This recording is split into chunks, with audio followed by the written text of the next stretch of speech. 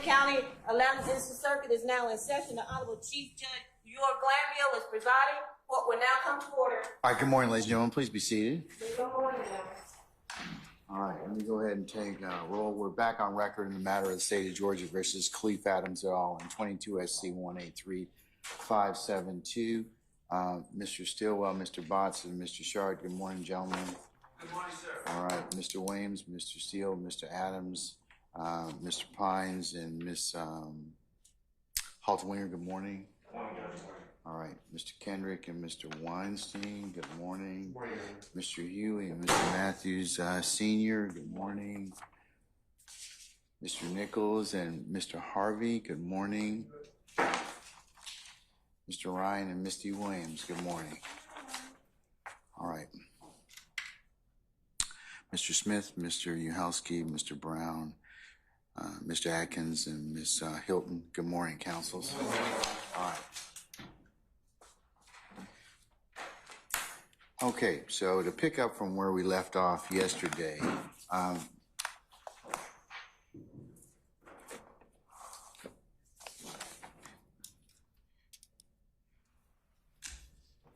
Mr. Adams, I have your proposed redactions. I mentioned yesterday I sent. You were kind enough to send them to Ms. Weaver as well. We marked them as the next court exhibit in order, so we can work off of that. So the first one you have is page 413, line 17 to page 416, line 11. And it apparently is a conversation about a gun, about D buying a gun, whether YT bought the gun from D, and your objection is relevance and hearsay, among other things. Yes, sir. And with the court's permission, I have had a chance to speak with Ms. Hylton on this morning. That's whether she had reviewed what I sent her the other day. Okay. There are a number of these. I think I have a total of 28 specific ones that I've identified, and there are a number of them, probably the majority that we've agreed. Okay. Will be redacted, and as we get to them, I'll make that notation on the record. That's okay. That's fine, sir. So the court is correct. The first one that I have, may I keep my seat, by the way? Yes, you may, sir. As long as you speak in the microphone so everybody can hear you. Yes, sir. Okay. The first one that I have is on page 413 of the transcript, as the court indicated, starting at line 17, going to page 416, line 11. And that is, in fact, where there's a conversation that's being had about a gun, about someone named D buying a gun. And I'm kind of synopsizing the entire conversation over those pages, and whether Mr. Williams bought the gun from D. My position, and let me say this, I'm also comfortable going with the transcript. I indicated to Ms. Hylton earlier, I don't have really much of a dispute. The transcript is for the most part accurate. If the court wants to hear the actual audio and video to compare it to the transcript, I know the court will let us know that. But my position is that those sections contain testimony or statements that are not relevant. They contain some hearsay, and they contain statements from the witness that is simply his opinion. And for all of those three reasons, they should not be admitted. All right, sir.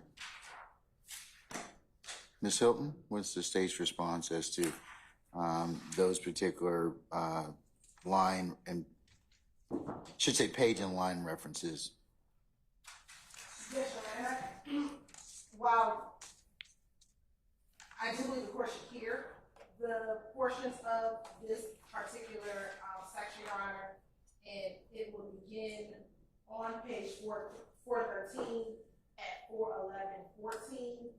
411:14. Yes, Your Honor. Through 413:35. Okay. What's the state's position? I'll decide whether I need to hear it or not. But Your Honor, we believe that Mr. Copeland is talking to Dennis from not rumors, but from his personal knowledge about the fact that Quindarius Zachary is purchasing guns on behalf of members of YSL. Quindarius Zachary is an unindicted co-conspirator. Part of the state's theory in a number of instances is that Mr. Zachary was a straw purchaser. for a number of guns that were recovered by YSL members, specifically the one gun that Mr. Copeland has in his possession. Matter of fact, the reason for the arrest that brought him into this interview was a gun that Mr. Quindarius Zachary purchased on his behalf. This section talks about where Mr. Zachary purchases those weapons from, and we believe that that is relevant before the jury, and then going to the overall gang conspiracy in this case. It's not hearsay, it is what Mr. Copeland knows. And so if I can just respond Yes, sir. briefly, and But you're out to say, would like the Awesome. work to be played prior to this, so you can hear the concentration, because while there is a transcript, there are some things that are indiscernible that I think the court will need to listen to and hear, and not just solely rely on the transcript. I'm fine with doing that, and then perhaps I'll hold my my commentary until after you've heard it. Okay, all right, let's play it, please. 411, 14 to 4, 1335. All right.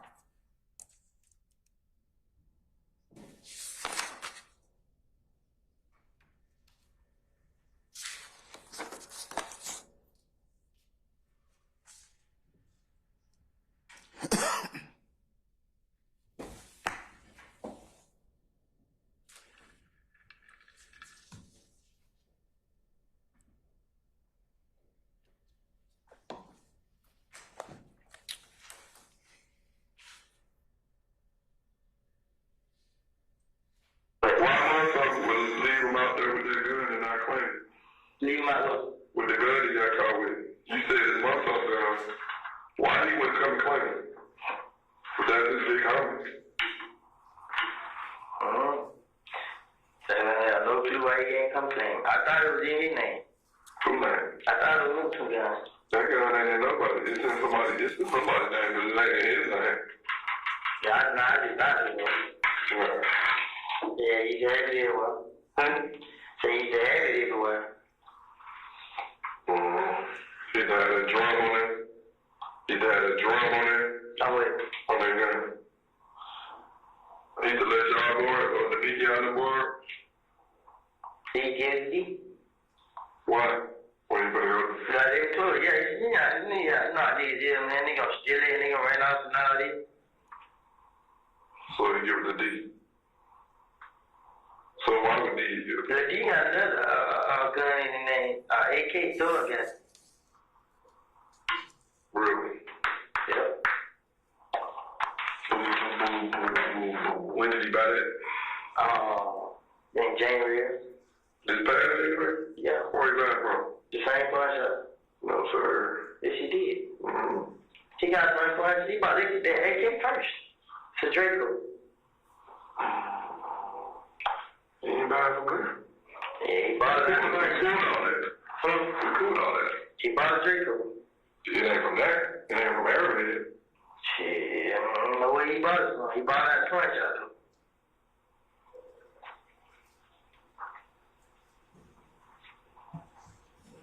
And he bought it from Doug. No, he bought it himself, but sold it to Doug. Yeah, we were jugging. He was buying and selling to him for a high price. So what if y'all found a stolen gun? Y'all still sell it to him? You just tell him it's dirty or something? Nah, he buy whatever. He buy a stolen gun, legit gun. If I call him right now, still I got guns in here back. Man, buy everything. Just because he got it. So we'll pause at 4:13:35. So, again, Your Honor, this isn't Mr. Copeland speckling, he's saying it, and he is aware that, one, Quindarius has purchased guns, two, that he brought it from a pawn shop. Now, even when this detective Dennis. kept saying it's not from Arrowhead, he said, I don't know about Arrowhead, but I know he bought it from a pawn shop. And then he further goes in to say, no, he bought it from himself but sold it to Thug. We was jugging. It was buy it and sell it to him at a higher price. And so this is not him speculating. This is him talking about purchasing guns. Again, both Quindarius Zachary and Mr. Copeland are members of the larger gang, which is YSL, and the fact that they purchased guns is part of the overarching larger gang conspiracy in which the state is proving here. So this element, this information is one, relevant, and two, it's not hearsay and it's not speculation. Have you already asked Mr. Copeland already about guns and the purchase of guns on in your direct thus far? I don't recall if I've asked him about them specifically. But again, the premise remains the same. You know, if Mr. Copeland is, as he said in court, making it all up he made everything up in this interview in order just to get out of jail, this isn't something that he's making.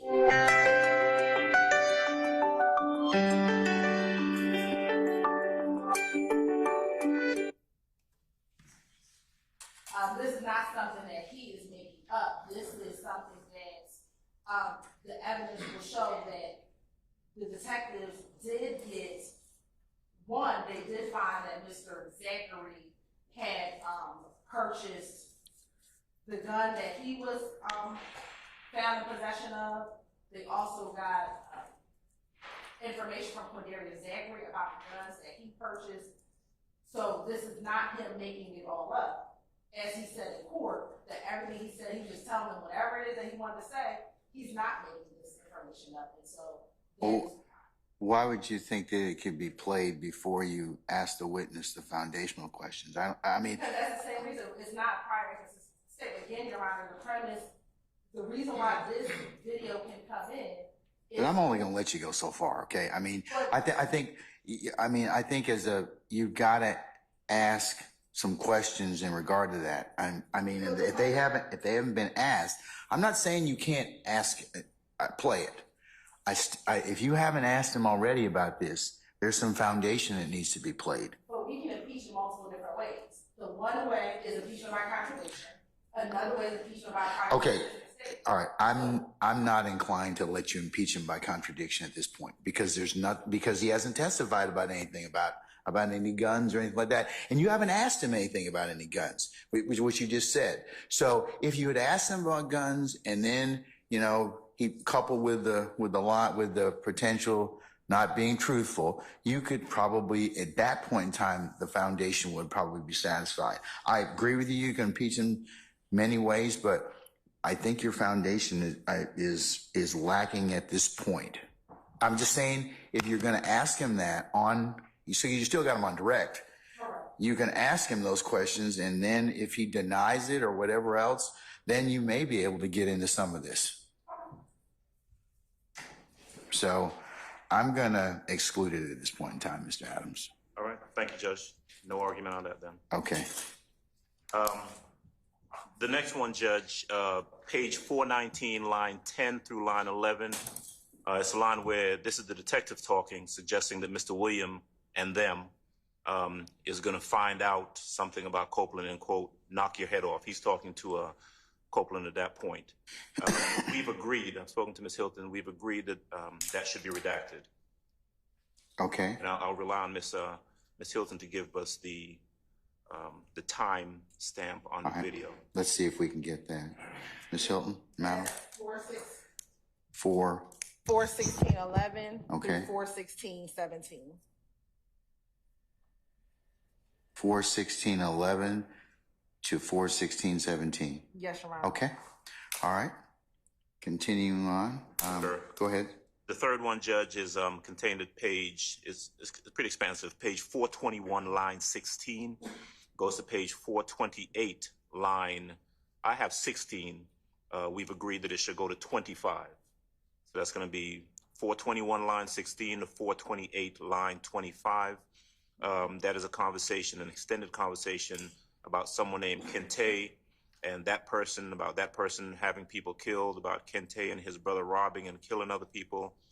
There are numerous references to things said by unnamed individuals, references to persons potentially paying Mr. Copeland to kill someone, references to the relationship between some individuals and Mr. Williams, and assumptions conversations that would have taken place between various individuals outside of the presence of the witness, Mr. Copeland. We have agreed in my conversation with Ms. Hylton that should be redacted.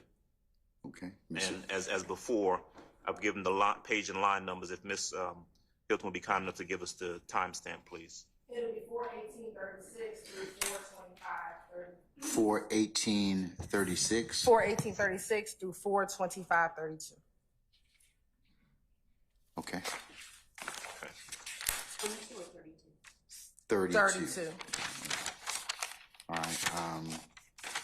Next, sir. Yes, sir.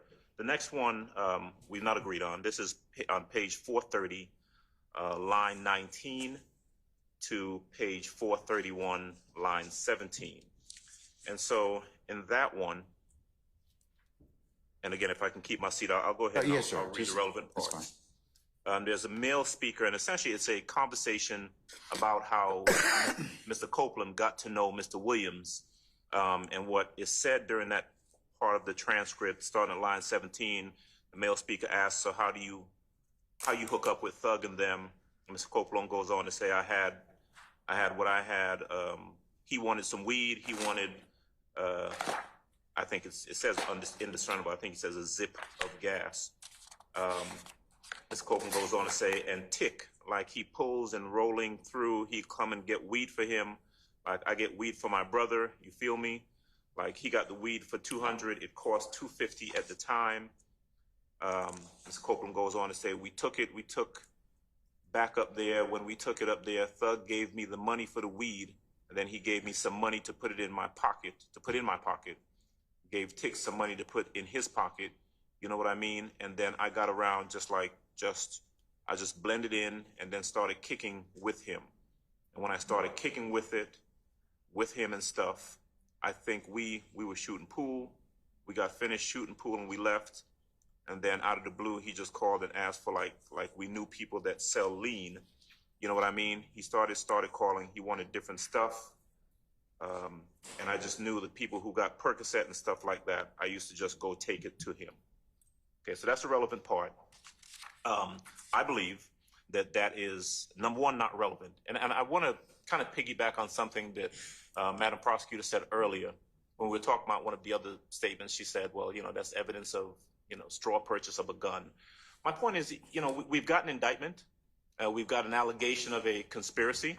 And, we can't keep adding to the conspiracy by saying, well, there's something in the transcript or conversation that talks about,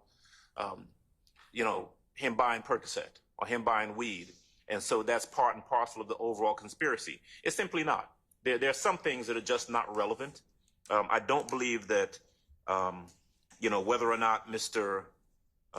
Copeland observed Mr. Williams, whether it's true or not, buying or smoking marijuana or buying or ingesting lean or Percocet, that's relevant to any issue in the case. It's certainly not relevant to anything that's charged. No specific indicted offenses, no acts of the conspiracy. So I think it's irrelevant. And I also think it goes to character. I think it's a comment upon Mr. Williams' character to insert that in the trial. It is certainly more prejudicial than probative. It's not probative of anything, quite frankly. No issue that's before the court or before the jury in this case. And so I would ask that be kept out. I simply don't think that it's relevant. Okay.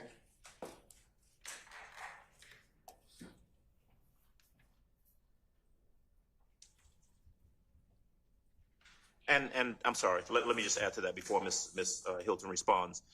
I did want to address this whole issue because we keep coming back to it. That Mr. Copeland, who is on direct currently, one of the things he said is something to the effect of, I made that up. I made this stuff up. Well, that's not really carte blanche to impeach him with everything that's in his statement. We've already objected on behalf of Mr. Williams, and I think everyone else has, to the recording being played at all. But I just want to point out that she doesn't, if they're attempting to impeach him, you got to kind of pick and choose what you're impeaching him for. And you don't just get carte blanche because at one point he either says, I made that up, because he also said, yeah, I probably said that. You know, you don't get to say we're going to impeach him by just playing everything, and every single thing in his statement is relevant and comes in and is not subject to any other objection. So that's my position on that. All right. Ms. Hylton? Thank you. First, I do want to address the impeachment issue, Your Honor, because the idea that we have to now impeach him line by line, I believe that the courts have held that we don't have to impeach him line by line, especially when he's telling the court, telling his jury. I think we covered that already. I mean, we But covered. I do want to cite the court to a case, which is Skyner's v. States. What is it? 318 Georgia. What is it, madam? What's the name of the case? 318 Georgia? You said 318 Georgia, 855. Okay, and what's the name of the case? Sconyers, SCONYERS v. State. Okay. And that's an April 2024 case, Your Honor. All right. And here it says, and again, this is focusing on prior inconsistent statements, but I think that it's instructive. In Division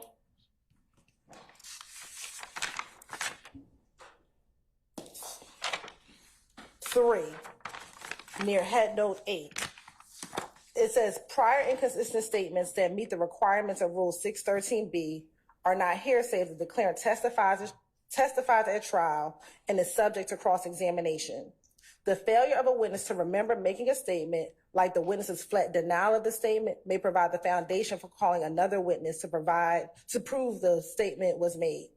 Here, Finch's denials and alleged lack of memory of her prior statements and their contents were a sufficient foundation to allow other witnesses to testify about the content of those statements.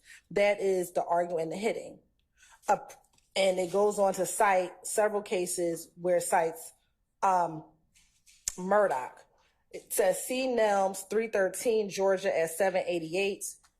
See Bridgewater v. State, which the state addressed yesterday, which they cite or quote from Bridgewater. One witness's unambiguous denial that he had ever spoken with a second witness, as well as his assertion that he did not recall ever speaking with him, obviated the need for the prosecutor to ask the first witness about specific statements he made to the second witness and provide a sufficient foundation for the state to present extrinsic evidence of such statements. Also citing Murdoch, which was 299 Georgia 177, a witness's prior inconsistent statements about a shooting was properly admitted under Rule 613B after she testified that she could not recall the details of the shooting itself or the content of her statement. Okay, and stop right there, just if I can hijack you just a second. I don't have any issue with anything you said so far, and I think that you and Mr. Adams coexist in that space. However, the challenge you have is you've got to still ask the question about that area, and then I think it picks up from there. I'm not going to allow you to play it until you lay a little more foundation. Is for that reason. I'm not saying you can't play it, but you still have to give that witness an opportunity to be heard on that particular thing, ask him about the gun, ask him about that. So I think that what Mr. Adams is telling you and the court, the court kind of has some concern. That's why I asked you yesterday, was it discussed on direct? And you said, well, I'm going to check and see if it's discussed on direct. That's the predicate. So if I could finish reading the next portion of Sconyers, because I think that addresses the court's issue. Sconyers complains of the state's failure to confront Finch with the specific extrinsic evidence of her alleged prior inconsistent statement. Okay, but you still have to ask him about the topic area. So I want to get to the last portion. But okay. As Bridgewater and Murdoch indicate, Finch's failure to recall making any statement at all about fighting, abuse, or anything like that, as well as her denial of the mall incident, and Sconyers arguing with Lincoln relieved the prosecutor of the need to ask about specific statements. Okay. So that is where we're focused at. The fact that he says, I made it all up, relieves the state from having to go line by line and asking about specific statements. I don't have any issue with that. I don't. But I still think you guys, it's not like you have to give the witness an opportunity to confirm or deny. I'm not saying that. But I think as a matter of, you've got to orient the witness and tell him and ask him questions about the gun. You can't impeach him on a gun when you haven't even asked him anything about that. Yeah, you haven't, just based on, well, I don't remember. He hasn't even said, I don't remember anything about it. So, I mean, I think you need to introduce the topic. And then if he says, I don't remember, I don't recall, then you can do that. That's why I'm saying there's foundation and predicate. I don't disagree with the case law that you cited in Sconyers but that's why I asked you has he testified as to that already? If he's testified about that and his memory's kind of, I don't know, I don't recall. Yeah, you can impeach him by prior contradiction or any other means that you think is appropriate under the circumstances. So I just want to make that clear, okay? Thank you, Your Honor. So as it relates to this particular portion of the interview, Mr. Copeland, I believe in court, when asked how did he meet Mr. Williams, said, I met him at the studio. I was kind of like a fan. What this portion of what Mr. Copeland tells the detectives back in 2015 is that this relationship kind of grew. It grew from possibly him being the person who facilitated giving him drugs to a more developed relationship, which was not just a fan. We have pictures of Mr. Copeland and Mr. Williams at each other's homes it looks like at their homes or respective places where they live.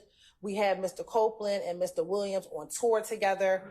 And this evidence about the development of their relationship is relevant as far as But haven't you gotten testimony about that already from the witness? No, because he made it seem as though it wasn't a very close relationship. What he said is, I met Mr.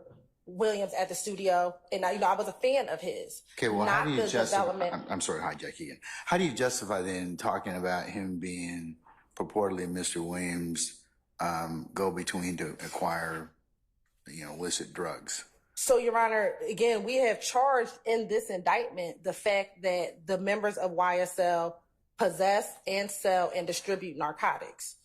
So this talks about that relationship. So this is relevant. This is already in the indictment. This is in the preamble of our indictment, Your Honor.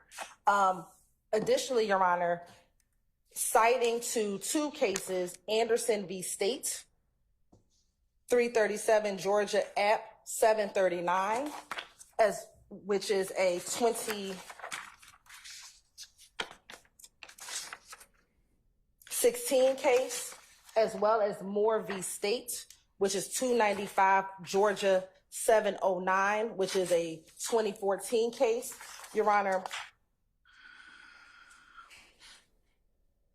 Okay. In both of those cases, it talks about relevant evidence as well as that evidence which incidentally places an individual's character into evidence. Your Honor, here in this case, there has already been testimony of Mr. Williams being stopped in a car with drugs. So this information with Percocet in 2017, I believe he was also stopped with marijuana inside that same vehicle. So this information about Copeland talking about Mr. Williams and how he met him is not anything that is more substantially outweighed by its prejudicial effect, because there's already evidence before this jury about Mr. Williams being stopped with drugs in his car, being stopped with guns inside the car. So the fact that Mr. Copeland is talking about this is how they met is not substantially prejudicial, and it is relevant to talk about the development of their relationship from being, whether it was his supplier of drugs, to a more developed friendship, which is more than what the witness indicated on the stand. And furthermore, Your Honor, I believe in opening statements, Mr. Steele, when talking about the relationship of Copeland and Mr. Williams, tried to distance Mr. Copeland from Mr. Williams. And I believe in opening statement, Mr. Steele tried to assert that Copeland was more friends with Demekion Garlington, in which they are friends, but really tried to distance what Mr. Copeland's relationship was with Mr. Williams. So I believe that the jury understanding the development of their relationship is important to assess whether or not they find what Mr. Copeland is saying in his 2015 interview credible.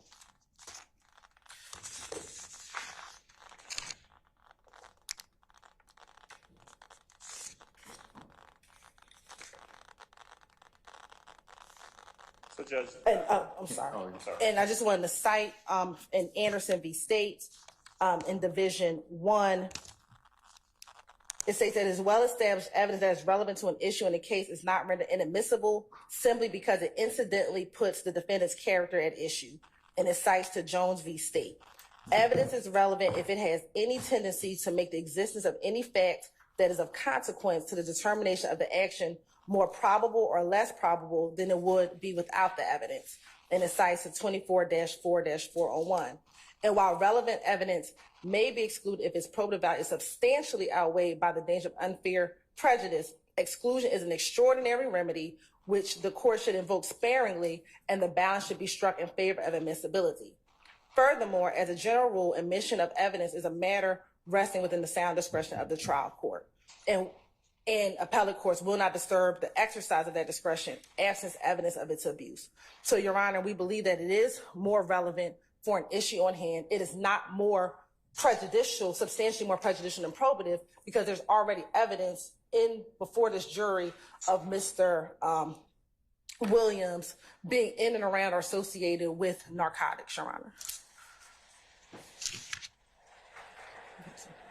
Are you finished, Madam? So I can let Mr. Adams respond. Ms. Hylton, you done with this response? I may have a vote, Your Honor. After Mr. Adams. All right. So All right, sir. I'll keep it brief because I think maybe we sometimes have a tendency to conflate the issue. My objection is really very, very simple. That there's statements from Mr. Copeland about them either smoking weed together or him getting some weed from Mr. Williams or some lean or some Percocet. And my position is that that is irrelevant. That it doesn't go to any issue in the case. The fact that the indictment alleges that members of what they say is a gang were selling or engaging in the sale of narcotics is separate and apart from whether or not someone's smoking weed together. Right? I mean, just keeping it that simple. But moreover, if what they say the issue, what they really want is to get at the relationship, how did Mr. Copeland get to know Mr. Williams? That's what they said the issue is, and they say that this describes it.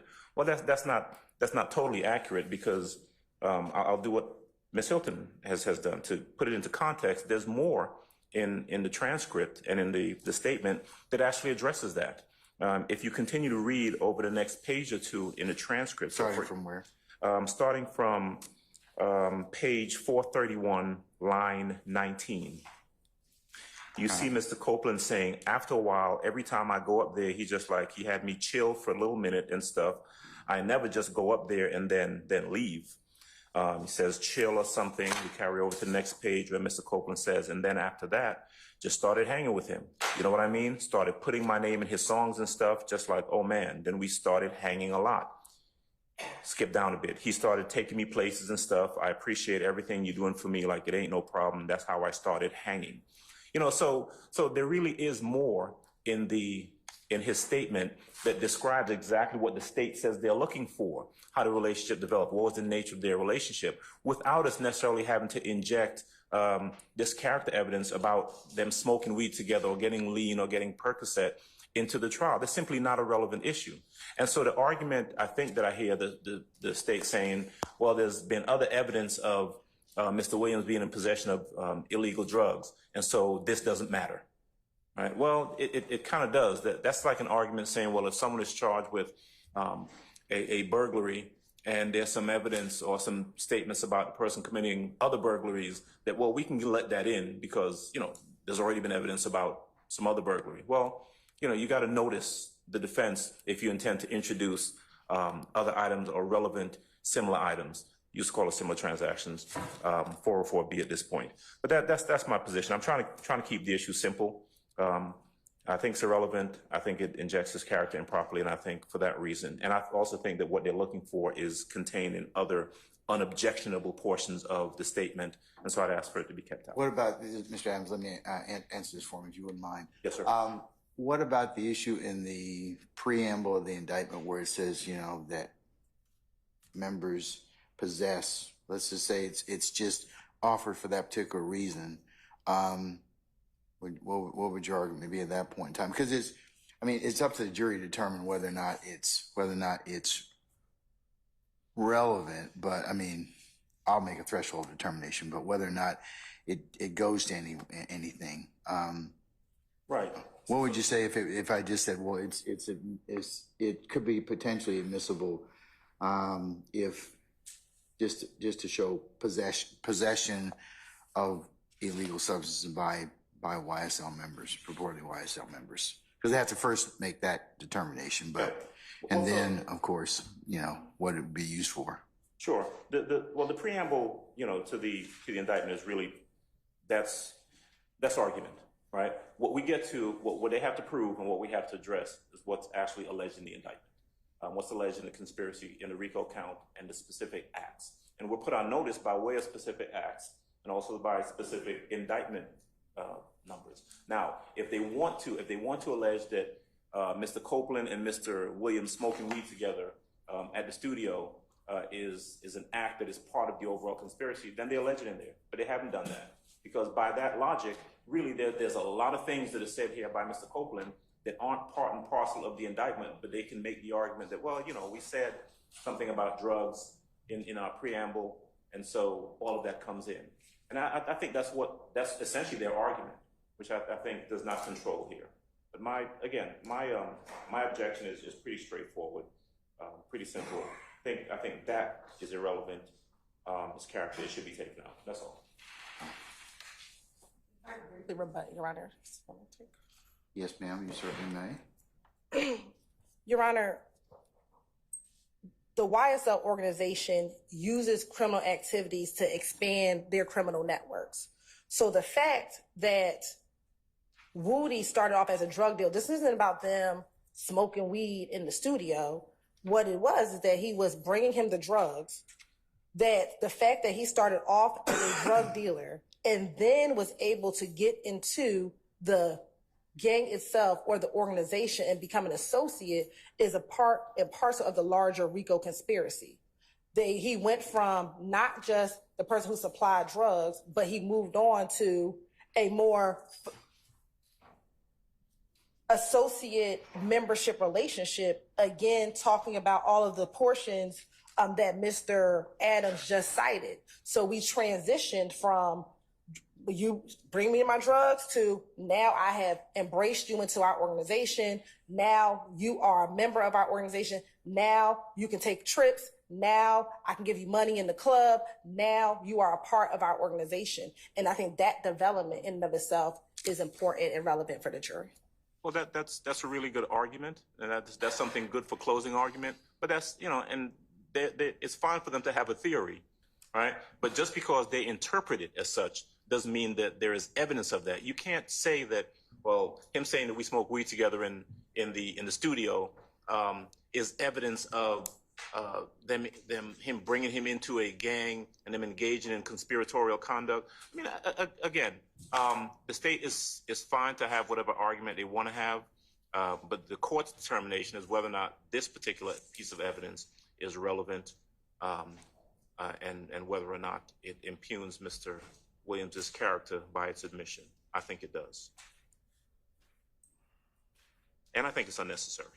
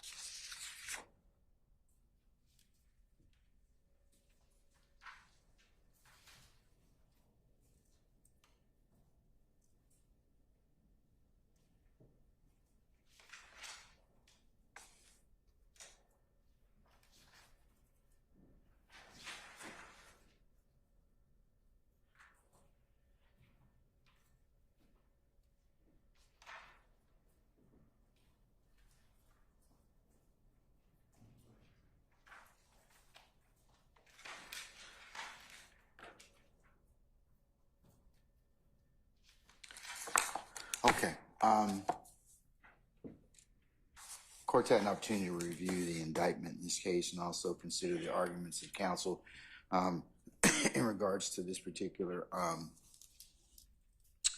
subpart. Page 430, line 19 to 431, line 17. Ms. Hylton, what are the corresponding video, audio?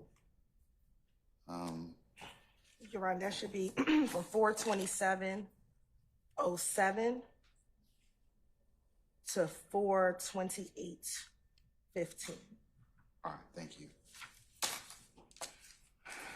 The defense argues that this particular period is not relevant, making a 401 issue. It's a bad character and it's hearsay. The state responds and counters that it is relevant to show the development of Mr. Copeland's relationship with Mr. Williams. They cite for that proposition Sconyers, which has been previously cited on the record, Anderson, which is previously cited on the record, and Moore, which has been previously cited on the record. The court's had an opportunity to take a look at those cases, in particular Anderson, and the court is of the opinion that given what the state is proffering that they wish to admit it for, that I'm in concurrence with the defense that it is not relevant for that particular purpose. It shows more the individual drug use or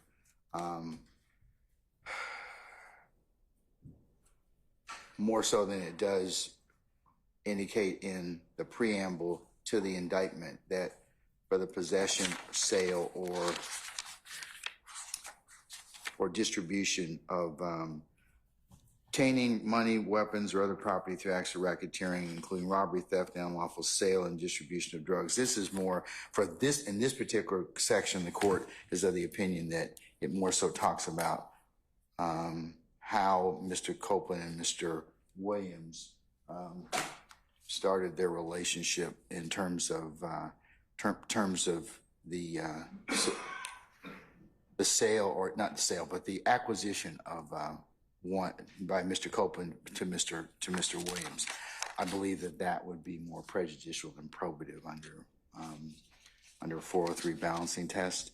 There is other information in this particular transcript or in this particular video which does show the relationship between the two, and I believe that is more relevant under the circumstances. It doesn't kind of put us in this character issue. Now, you know, this is my ruling on this particular portion of the transcript. If other things come up, or if the door is opened up by any other witness or any counsel's inquiry about this, the court will go back and take a look at that, okay?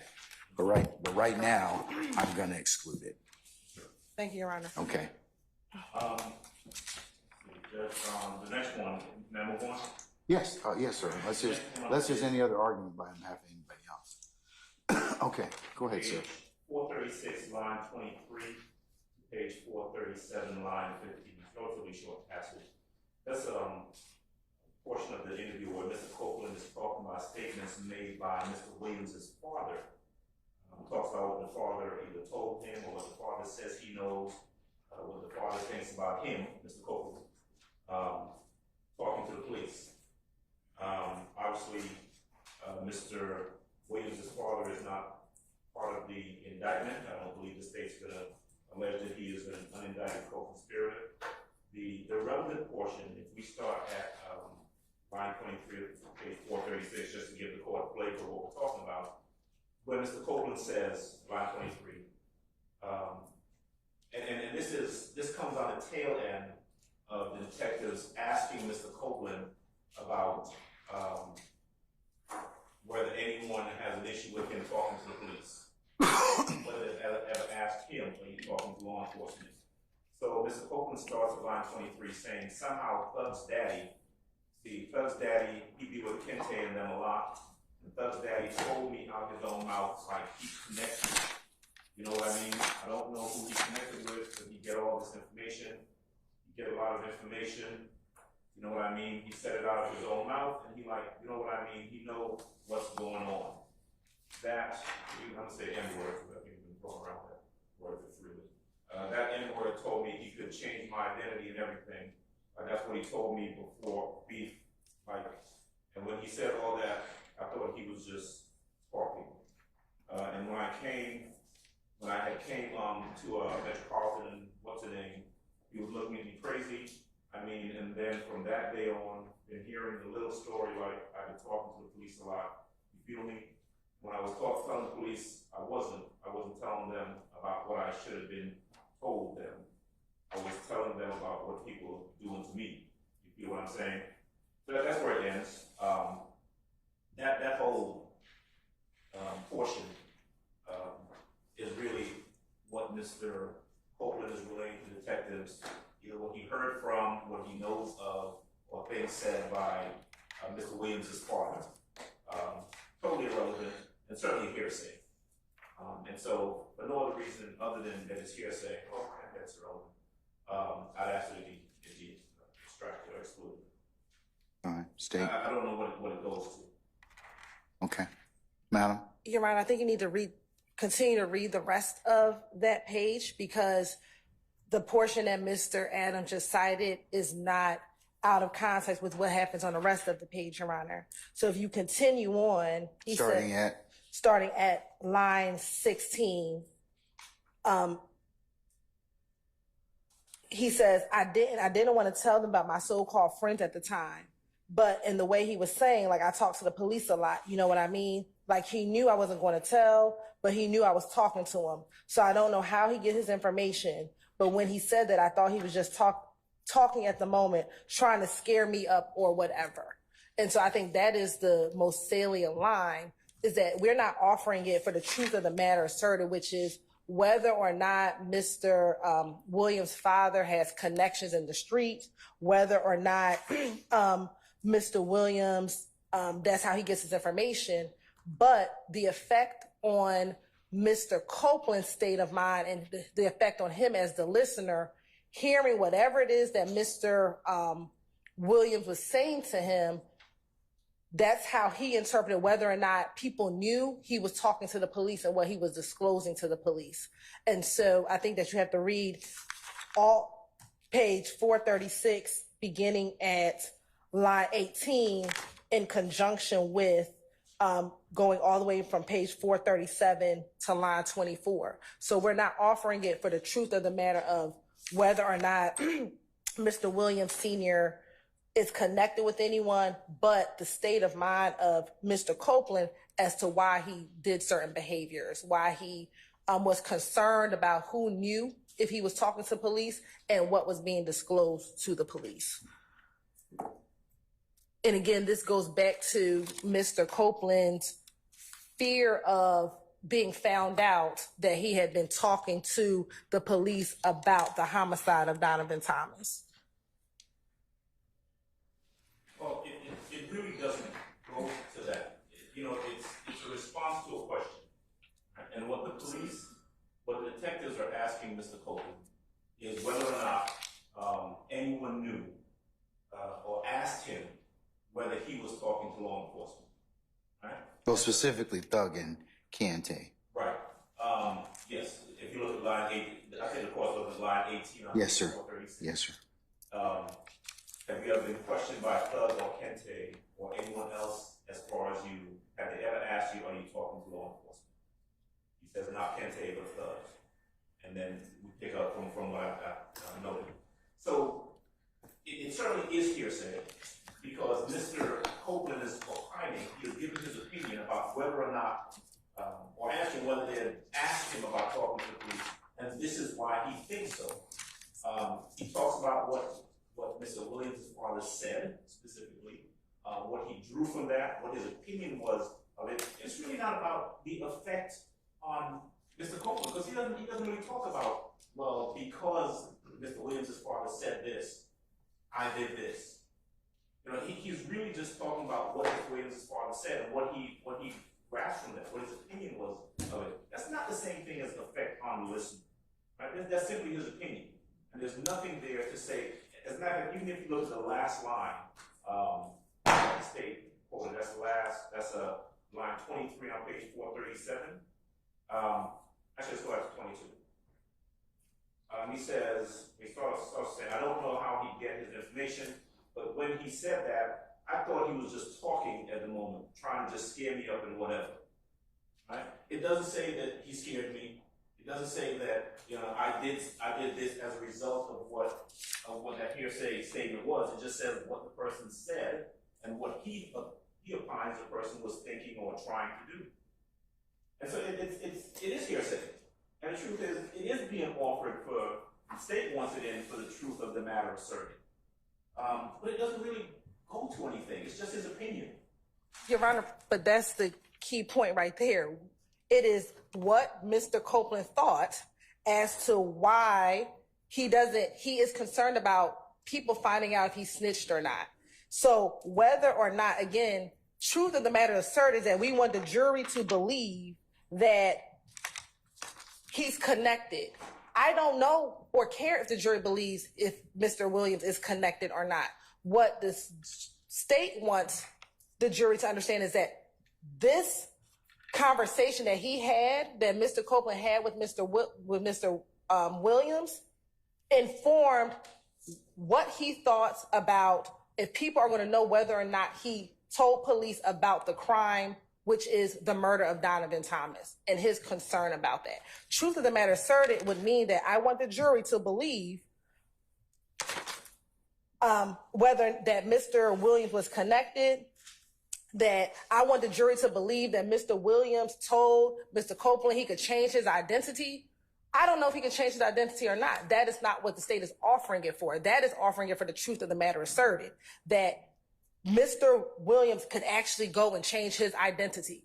I don't think Mr. Williams works for FBI or any other agency that could do that. So that's not what we're offering it for, Your Honor. We're solely offering it about Mr. Copeland's, the effect that this conversation had on him and the fact that he was disclosing a murder to the police. So, if what they wanted in for are the things they've just said,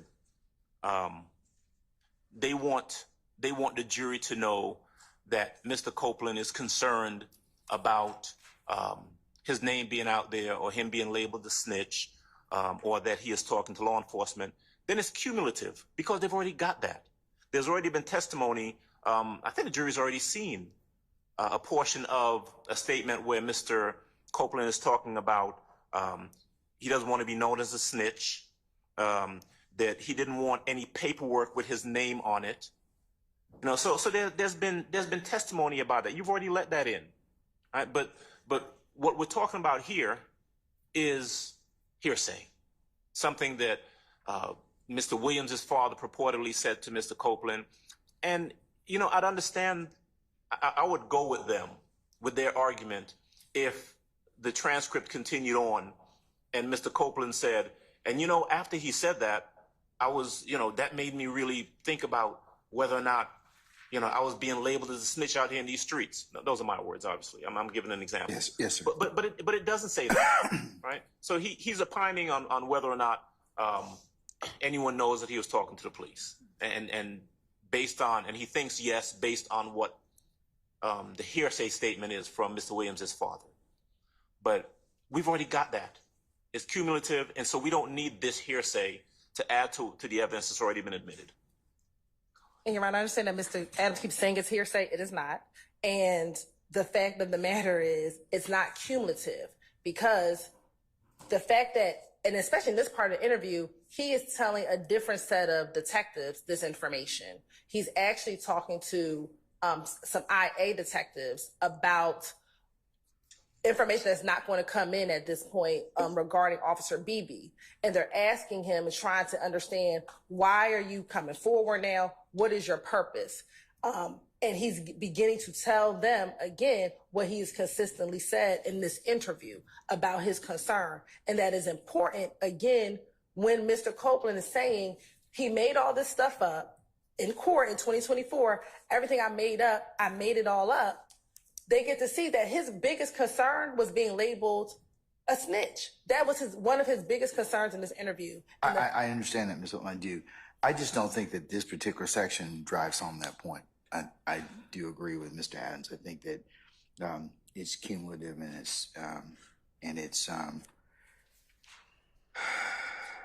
and it may be the relevance of it is because it really does not go to Mr. Copeland's fear in this particular circumstance. It doesn't. I think there are some other, or him talking about the police, speaking to the police and his concern being a snitch. I don't think it goes to that. I think he's just communicating third-party information from Mr. Williams' father, and it's not really kind of relevant for the purposes, at least in the court's opinion, as to this particular issue.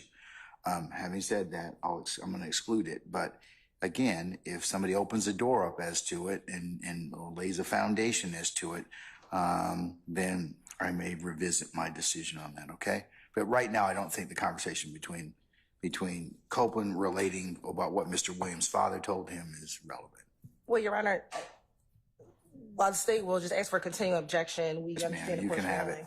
it. We don't believe that it ends at 15 then. We believe that any information regarding any hearsay statements actually stops at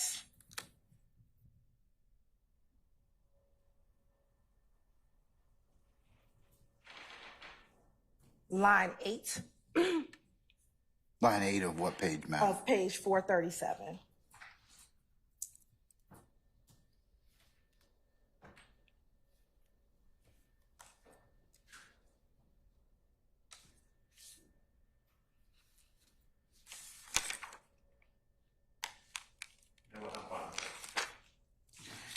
Okay, we'll anybody else wish to have any other discussion about that particular edit? If not, and Ms. Hilton, if you would give us the corresponding audio visual time from 436 line 23 to page 437 line 8. It'll probably be around 432.50 432.50? to 433, approximately 26. All right. Okay. We've got a lot of agreements coming up on the next week. Okay, but Mr. Weinstein's got that my bladder's full look. So I've just been tracking the time, and he just usually kind of, inserts himself right in there. So I'm going to preempt that, Mr. Adams. Can we take 5 minutes, please? Okay, all right. We'll be in recess. All right, thank you.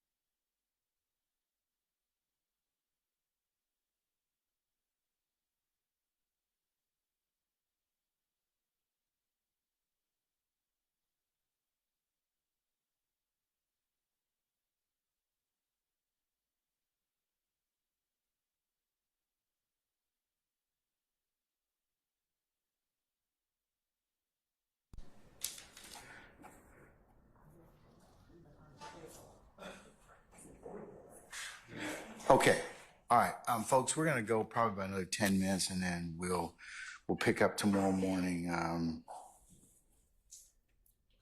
9:30, I anticipate 10 o'clock start time. We'll see if we can't finish up or see where we are at that point in time. Can I suggest then, Judge, that we got a lot that we agree on? Okay. Let me put those on the record. Sure, and that's what I was gonna hopefully suggest you all would be willing to do at this point, so that would lessen, what we need to discuss. All right, you wanna tell me which ones you kind of, Yes, sir. which ones you agree upon? Okay, so the next three that I've cited are page 457, line 2 to page 457, line 11. The next one I've cited, and I'll give you all the timestamps over here. The next one I've cited is page 463, line 4 to page 464, line 12, and then page 465, line 5 to page 465, line 7. The state is in agreement to having those redacted, but theirs is a little bit more expansive than mine. And so what we're actually agreeing to redact altogether is page 457, line 2, all the way to page 471, line 20.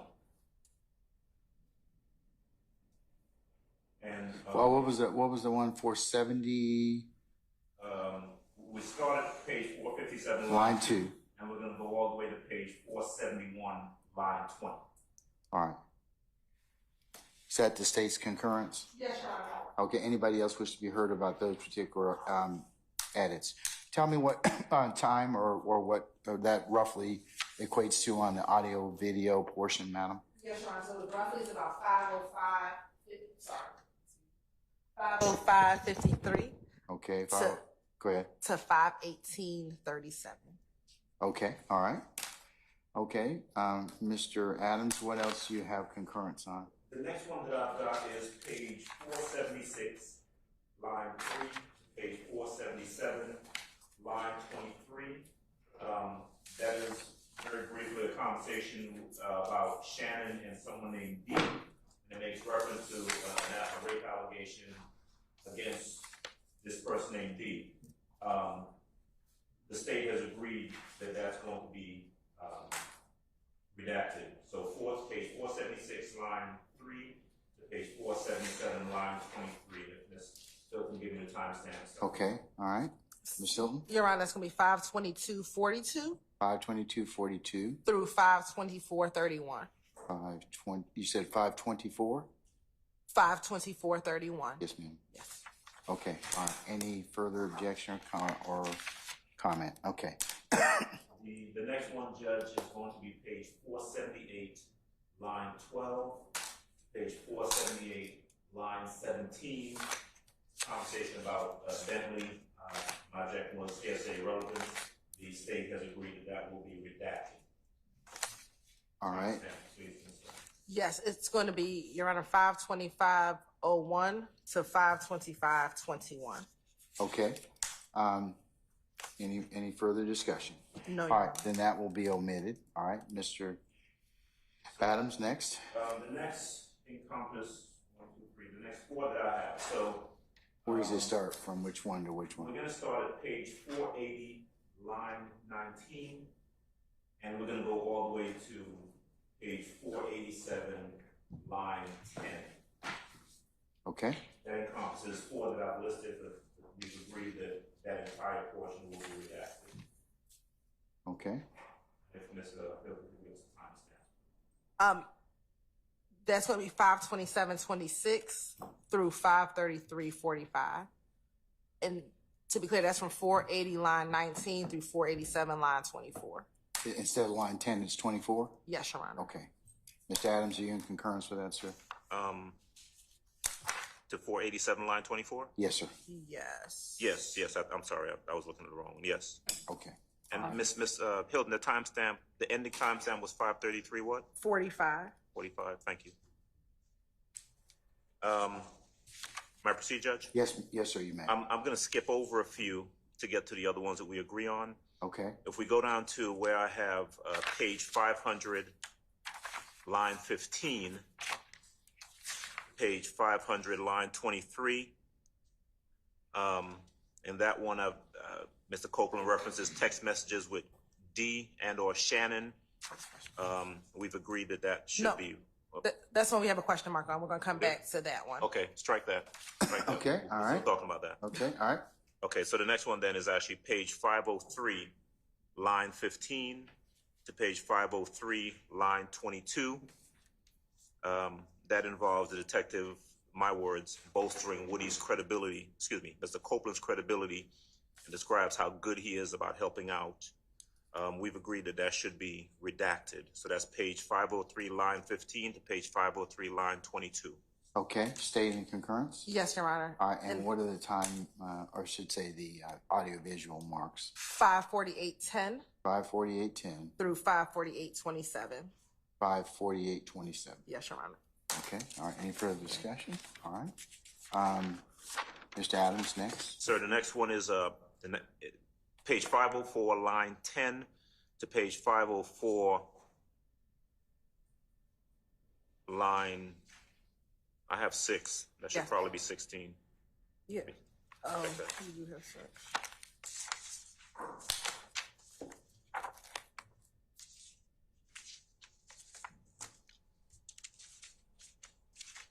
It's line 15. 15? Okay, one moment, please, Judge. Okay. 504, line 10. 504, line 15. It's 505, line 6. Or it's 505, line 6, Mr. Yes, Adams. that's what it should be. So it should be, yeah, there we go. So that's page 504, line 10 to page 505, line 6. All right, is the state, okay? And that is the detective giving an opinion about Mr. Williams, talks about D's bond hearing, about the reason the judge gave him a bond, and testimony from the bond hearing. We've agreed that that should be redacted. Okay, is the state concurrence? Yes, Your Honor. And what are the video, audio time acts? I have 5:48.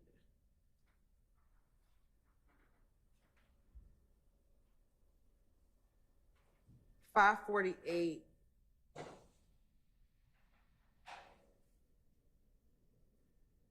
$56.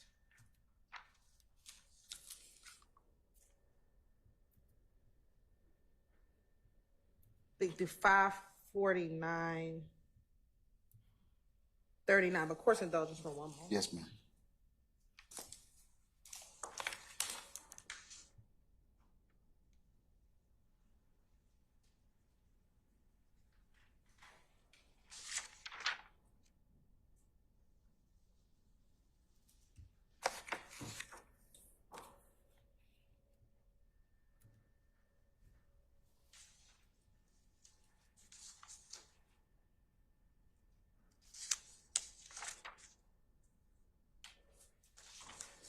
Okay, yeah. So 5:48:56 through 5:49:39.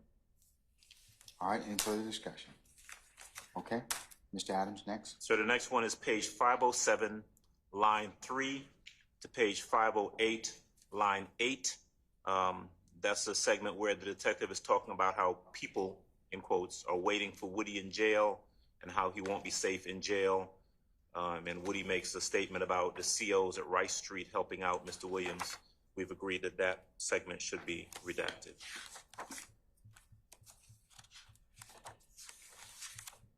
All right, and what is the state in concurrence? Yes, Your Honor. Okay.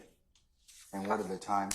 5:51:36 5:51:36, through 5:53:04. 5:53:01, 04. 04.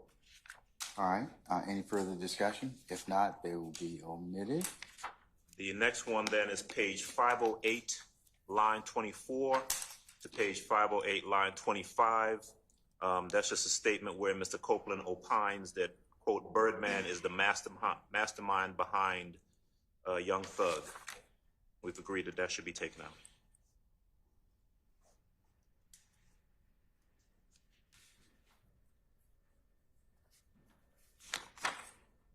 State in concurrence? Yes, Your Honor. And the timestamp is 5:53:22. 5:53:20 what? 22 Okay, through 5:53:25. all right. Any further discussion? All right, Next one is page 520, line 19 through page 520, line 24. That's Mr. Copeland giving an opinion that Mr. Williams would supposedly have Tick killed. We've agreed that that should be excluded, redacted.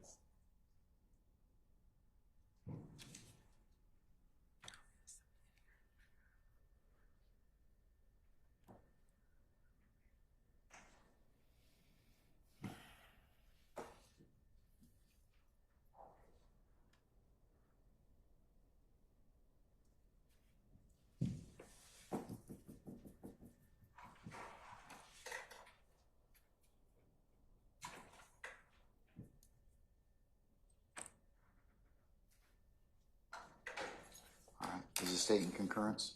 Yes, Your Honor, and the time is 6:02:38 6:02:38. through 6:02:47. All right, 602, 38 through 6:02:47. thank you. all right. What's next, Mr. Adams? Next one is page 528, line 11 to page 530, line 2. Detective Thorpe is talking about how loyal and great Woody is and how reliable he is. We've agreed that should be redacted. All right, state in concurrence? Yes, Your Honor, and the time is 6:08:59 through 6:11:08. Okay, any further discussion? All right, The last one, Judge, is page 523, line 12 to page 540, line 6. That is Mr. Copeland and his girlfriend Deshawn are having a phone conversation. That phone conversation is captured in the audio, and we've agreed that that should be redacted.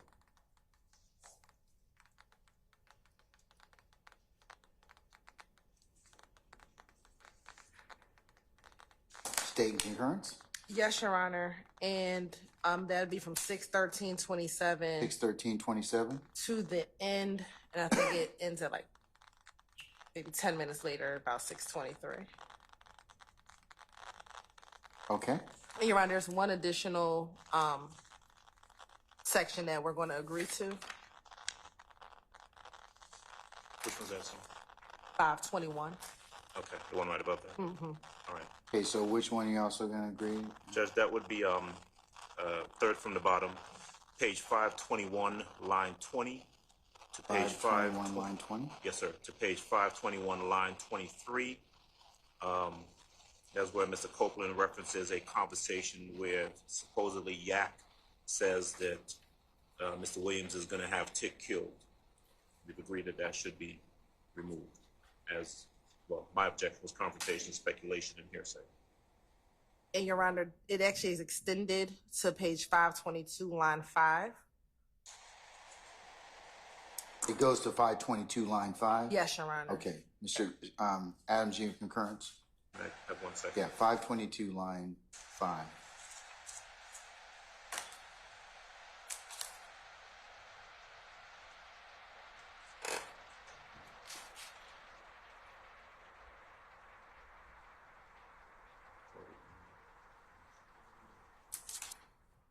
Okay, that's, yes, we're in agreement with that. That's fine. Okay, all right.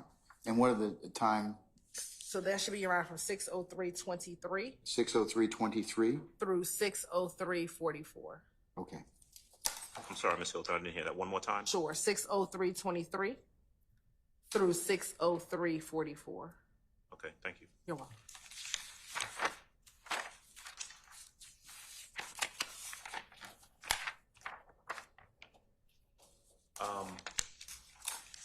By my count, Judge, if are you ready? If the court's ready, it looks like we've got 1, 3, 4. We've got 6. We've got 6 more to okay. shut the door. And then there's the two that from Mr. Sharp from yesterday that we need to also kind of bring to closure. Yes, Your Honor. All And I right, think the state has I'll take a look. The state had a few that overlapped with mine. I'll take a look and be prepared to address that tomorrow. I think all of the ones that the state had for this portion, I believe, are inclusive of what defense counsel asked for. Okay. Okay, so tomorrow, our goal would be to exhaust those two or those particular remaining sections, as well as potentially start on the phone calls. Okay? Yes, Your Honor. All right.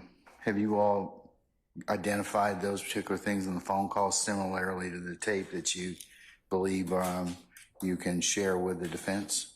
So we've identified the calls. We can get something over to them with the specific portions of This is helpful because it kind of just, it narrows the issues. So if you could do that, that would be great. And if you all have corresponding objections, it certainly helps the court in resolving those. Okay? Yes, Your Honor. All right. Anything else we need to cover with y'all before tomorrow? We will meet tomorrow morning, starting at 9:30 for an anticipated 10 o'clock start time, and we will we'll be in session till probably, I would say early. I'd say no later than probably about 2 o'clock or thereabouts. Okay. Okay, thank you, Your Honor. All right. Okay. Oh, Mr. Kokomo and Mr. Yusuf, I didn't recognize you this morning, but good morning, gentlemen. Okay. All right. We're in recess. Okay. All right. See y'all tomorrow.